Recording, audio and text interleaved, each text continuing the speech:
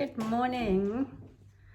How is everybody this morning? I decided to do a bit of what they would call maybe a premiere video where you pre-record it and then you put it up in place of a live. And so this is just a little trial and to say good morning to all of you, particularly for the 10 a.m. live group and anybody else that happens to come across the recording in time, either today or in time as they are scrolling through Facebook. So I'm on a break, as many of you know. I have come away to a quiet place and the Lord has been amazing.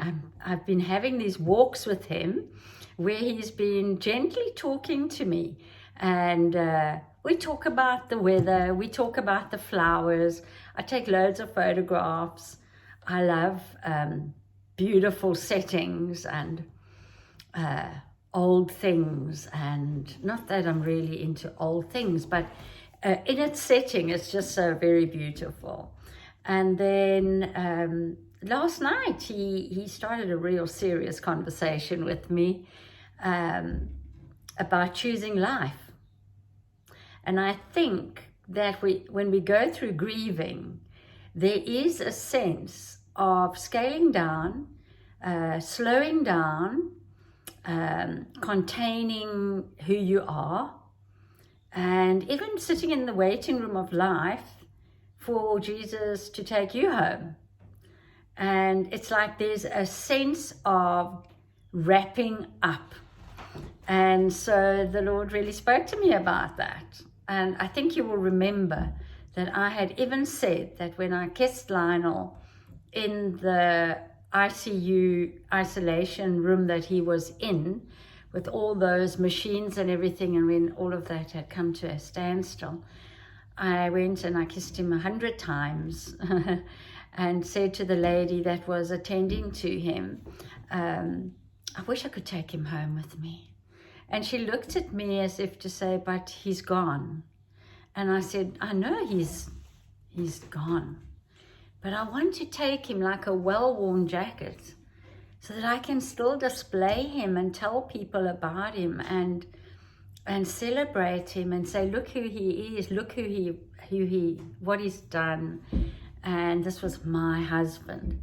It was very unusual and just like tumbled out of my mouth. And so then last night the Lord came, and as I said, he was speaking to me.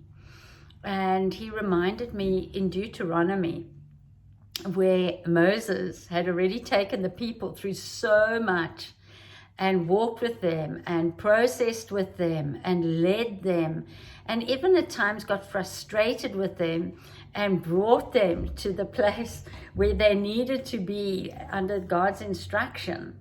And he didn't go over what they'd been through. He didn't put a Band-Aid strip on their struggles. He said to them, I charge you under heaven and under God that you today can choose life or death, curses or blessings. And the Lord said to me, Rose, it's time to choose life. It's time to choose me and choose life. And that I need to go on. And saying it in words doesn't really give you the fullness of what happened. Words are so weak, insipid, shallow. It was this beautiful moment when he said, will you choose me? And will you choose life? That you cannot hang on to death or the dead. Will you choose me? And will you choose life? And I realized that I was healing well if I had come to this place of choosing. And so you might not have lost a husband, or if you're a man, you may not have lost a wife. You may not have lost a husband or a wife to death, but maybe you lost them a long time ago because of many trials, tribulations, disappointments, unmet expectations. You went and sat on the observation bench. You know, when somebody passes away, sometimes the family put together money and they have a bench at their favorite beach or their loved one's favorite beach. And they'll go and sit there in the observation bench or the memorial bench. And maybe you too are sitting in a memorial bench on the life that you have lost. Not always through physical death, but a place of dying for the sake of something else. And so you find yourself with half life, half alive and half dead. And there are moments of jubilation on the days that you find life to be large, and there are days of regret when life is small. And we quickly fall into people's measurements and people pleasing. And there is a demand from people life and natural life for us to be right. Think about the preparation of a sermon in a context of maybe a Bible school training, and they will say, the teacher will say, you need a heading, you need 3 memorable points, and you need a conclusion. Your 3-point sermon, and it mustn't be longer than, let's say, 15 minutes. And it needs to come to conclusion, and you need to wrap it up with the 3 points and the conclusion.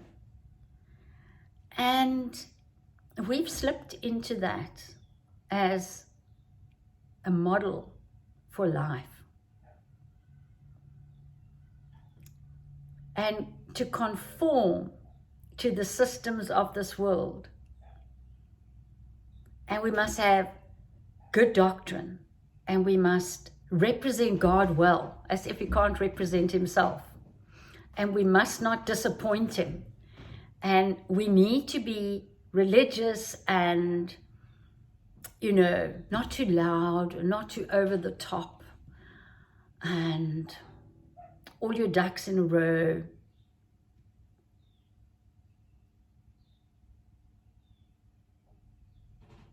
And when the Lord said to me, will you choose me?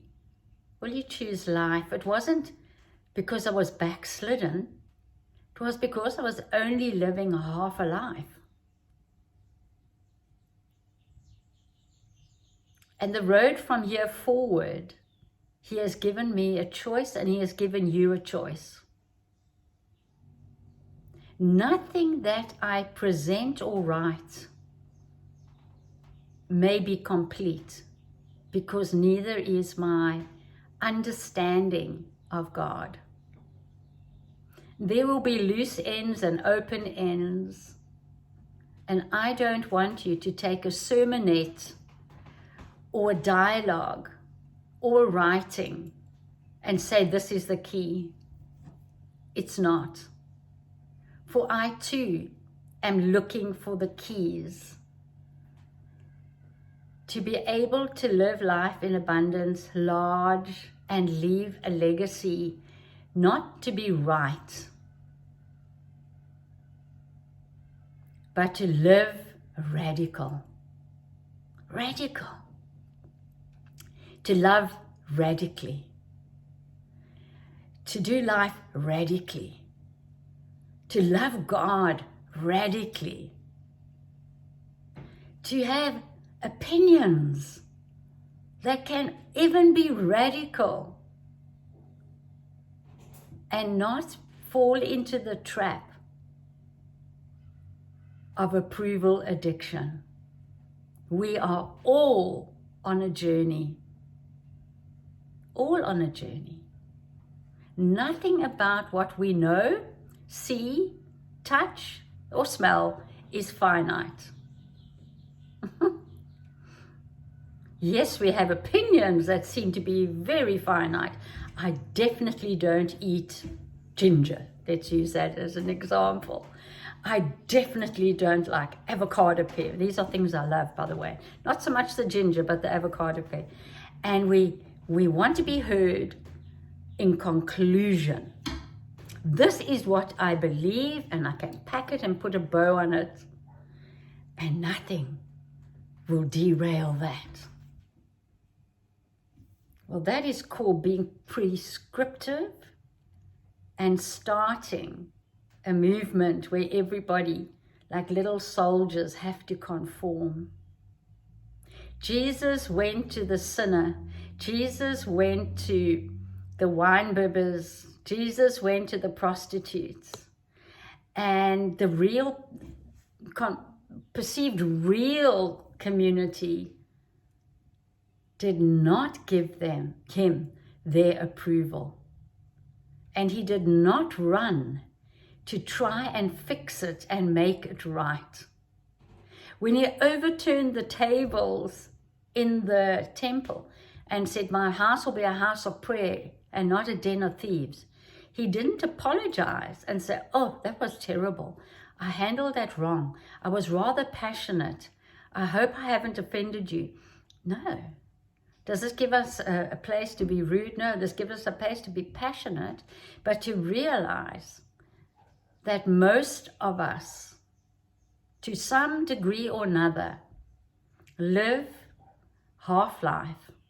And like, when I say half-life, like 2% milk, not full-bodied, and with some degree, some more than others, of an addiction, approval addiction. That we will say it right, that we will package it right, that we too scared to push the status quo when Jesus says, "Come and follow me." Let us throw off the weights that so easily entangle us, and let us embrace life. You choose today, life or death, blessings or curses. I've chosen life, and I pray that you choose life too. When you choose life and you're choosing Jesus and to do life his way, you have accepted the greatest invitation to come into freedom and to be able to love the Lord your God with all your heart, all your mind, because you don't have to prove you're right. You have nothing to prove other than to embrace this wonderful invitation. Choose life. God bless you.